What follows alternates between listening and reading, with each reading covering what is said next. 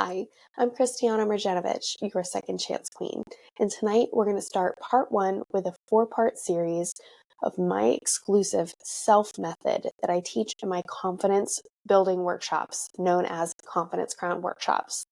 Each episode is going to contain one of the letters of the acronym of S.E.L.F, which is the method that I've devised for confidence building with all ages. Tonight's episode is going to be S for self-care prioritized. In my confidence building workshops, each letter of the S.E.L.F acronym are an important piece that goes together to create a confidence building technique. Tonight's episode features the first letter of the acronym, which is the foundation for confidence building. Something that I cannot stress enough is that self-care is healthcare. Self-care is not optional, and self-care should not be something that you limit to yourself. Self-care should not be something that you are limited based off time, finances, or any other aspect. Self-care needs to be prioritized. The reason that it's the foundation of confidence building is because if you don't have a strong foundation of self and understanding of who you are and you're not taking care of yourself, then you're not going to be able to build your confidence and be someone that you're proud of, someone that you love, someone that you value. So the most important part is figuring out who you are and loving who you are, and that's the basis for confidence. Now, with self-care prioritized, there are several different types of self-care. The first thing that we think of when we think of self-care is something that I call immediate care. So it's going to be bubble baths. It's going to be reading a book. It's going to be a small activity or something that you do that you enjoy. And that's what you think of when you think of self-care. Going to get your nails done, getting your hair done, reading a book, going for a walk, immediate gratification activities that can lower your stress level and make you feel better about yourself. If you've had a hard day, one of the first things that I do when I have a hard day is I take a bubble bath. Once the kids are asleep, bubble baths are my go-to. I have read a 300-page book in 3 hours in a bubble bath because that is my happy place. And it's where I kind of combine different self-care together to create a relaxing environment. So with immediate care, it's going to be some sort of activity that immediately lowers your cortisol levels and your stress and makes you feel more relaxed. One of the important things about self-care is that the immediate self-care is in an environment where you can relax. It's doing something that you really love, and it can be quick. It can be 10, 15 minutes to yourself to read a chapter of a book. Anything that you think, anything that calms you down. I love to embroider. So self-care for me can be locking myself away for a little bit and practicing embroidery. Now I know what you're thinking. I'm a mom. I don't have time for self-care. But the fact of the matter is that everybody has the same 24 hours in a day that they can use to their advantage.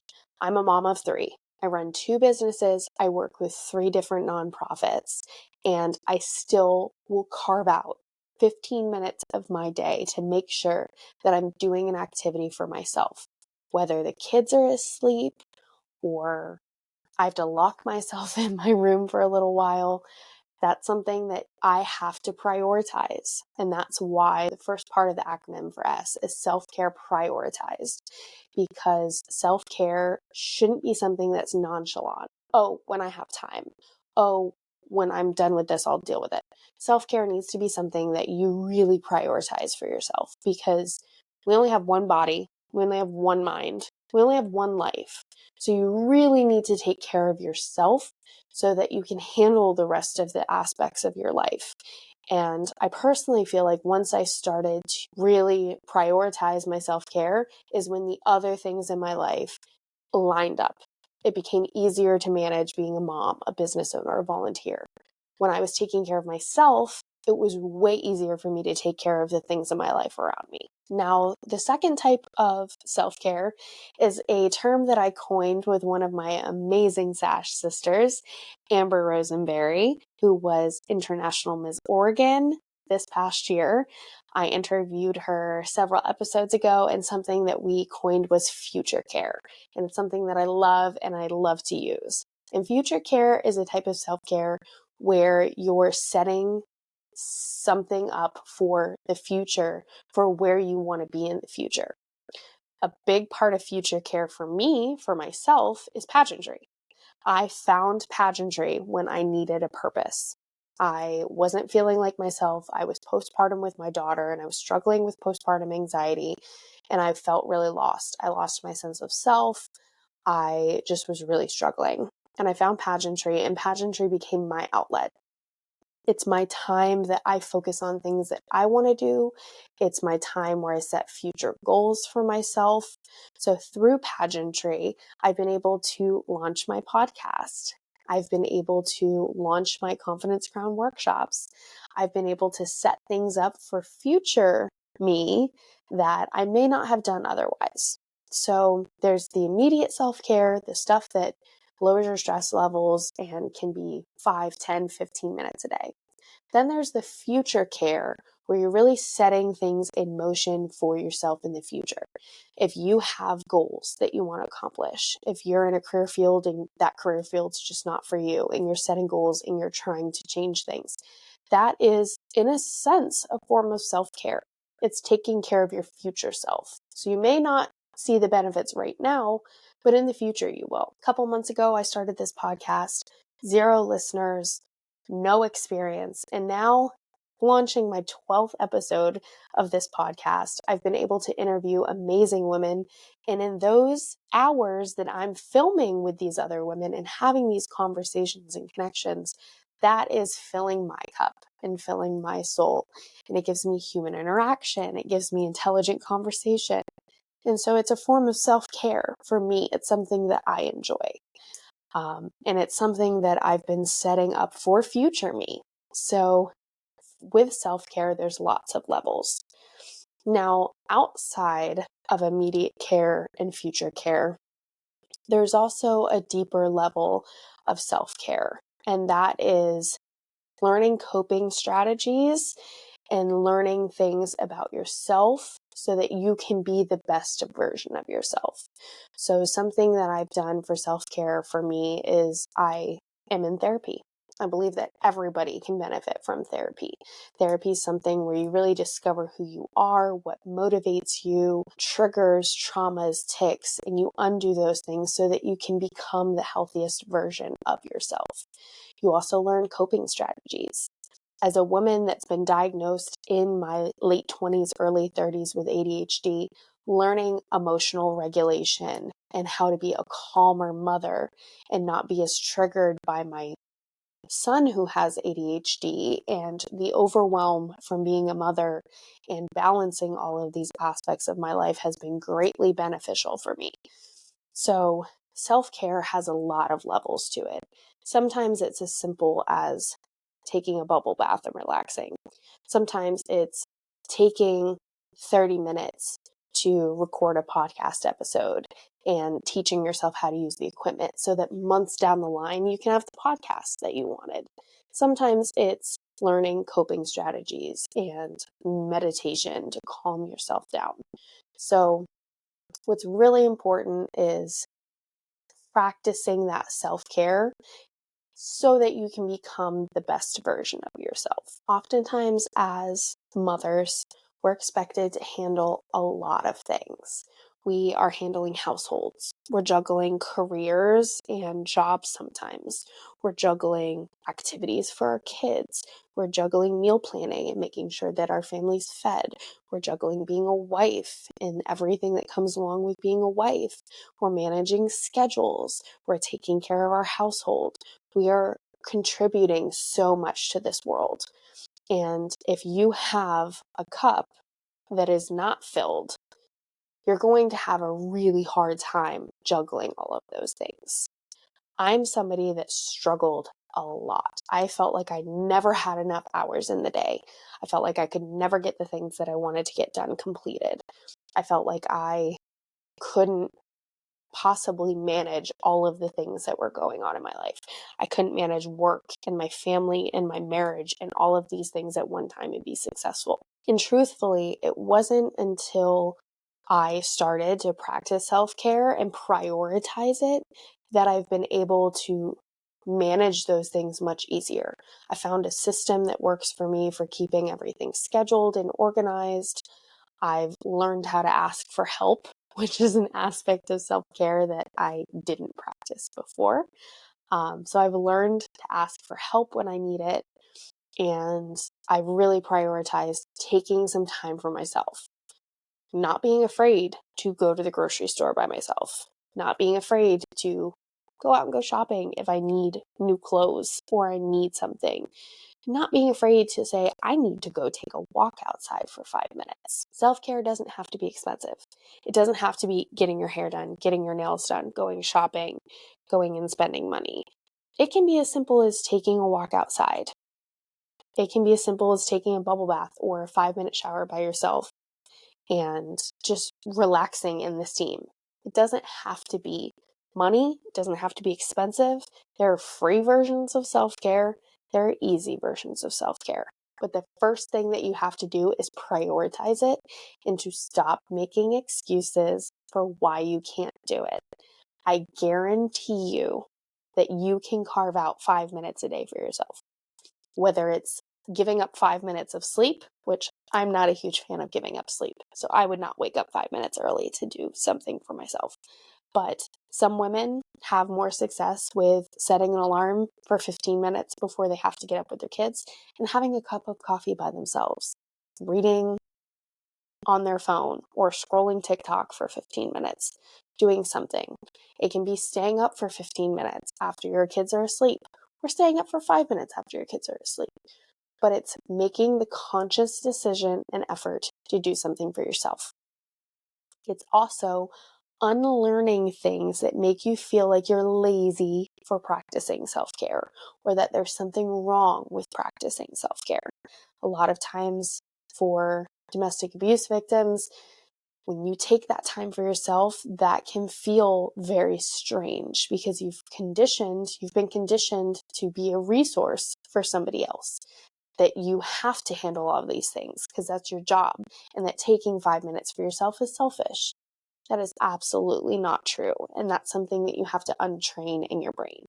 For me, taking time away from my kids, taking time if my husband's doing the dishes and I'm just sitting on the couch, I've had to uncondition myself that there's a problem with that. Like, I've had to teach myself that it is okay for me to sit on the couch for 5 minutes while my husband's doing something else. So self-care is really important to practice. If you are in an abusive situation or in an unhealthy marriage, it will be more difficult to practice self-care because that is a form of control that abusers use over you, and it's something that an unsupportive partner may not understand. But nobody has the goal of staying in an abusive or a toxic marriage. So that's something that you really need to understand and you need to prioritize and set as a boundary for yourself, because it is really important to take care of yourself. If you are coming out or out of a recently abusive marriage or an unhealthy partnership, then it is something that you have to teach yourself, is that self-care is not selfish. It is the best thing that you can do for yourself, and it is the best thing that you can do for your children. It is the most important thing that you can do. Like I've said, you've got one life, one body, one mind, and you have to take care of yourself. It's the same as the oxygen mask concept. If you're on a plane that's going down and you have a crazy life around you like I do all the time, you have to take a minute to put your oxygen mask on before you help anybody else with their oxygen mask, because you do no good if you're unconscious. So please take time, put the oxygen mask on, practice the self-care, and you will find that filling everybody else's cup and taking care of all of the things that you have to juggle as a mom, as a wife, as a individual will become more simple when you're taking care of yourself. Also, when you're prioritizing self-care, you feel more positive about yourself because you're taking care of your mind and your body. If you are a girl that loves everything showers, It's a super popular term these days, but you take the extra time to shave, to shampoo your hair, to condition your hair, to use whatever products you have that you love. And you take that extra time to take care of your body. It does wonders for your mind too. So whatever self-care looks like for you, it is not selfish. It is healthcare, and it should be prioritized. Self-care should be prioritized 100% of the time. You are not selfish for taking those couple of moments for yourself.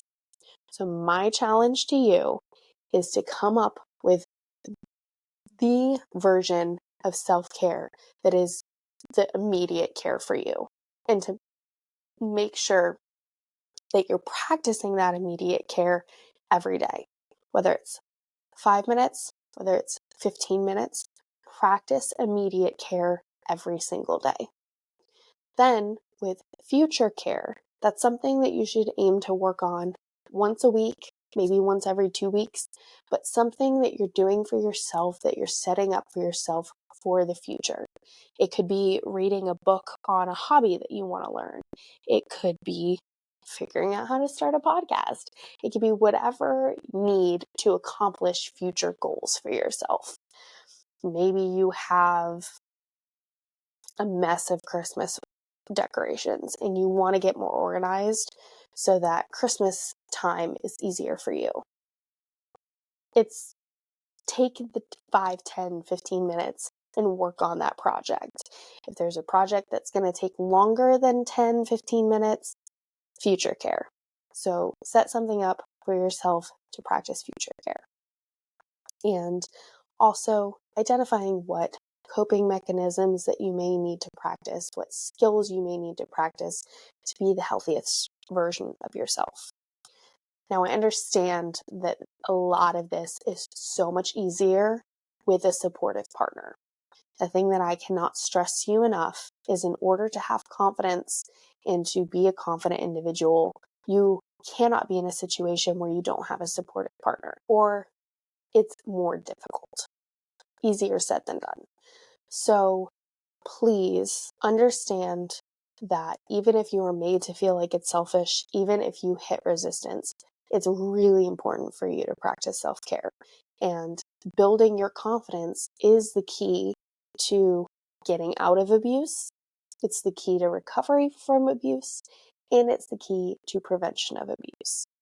As the Second Chance Queen, I started my Confidence Crown workshops because I believe that confidence truly is the key to those 3 things: leaving abuse, recovering from abuse, and preventing future generations from abuse. If you're a mother, I want you to think about your daughter coming to you and being stressed out and upset and needing just 5 minutes of time to feel better. As a mom, I know I would stop what I was doing and do whatever I needed to do for those 5 minutes to make sure that my daughter was okay. As moms, we do that all the time. We take 5 minutes to put out fires, to cool things off, to help our children. So why not take that 5 minutes for yourself?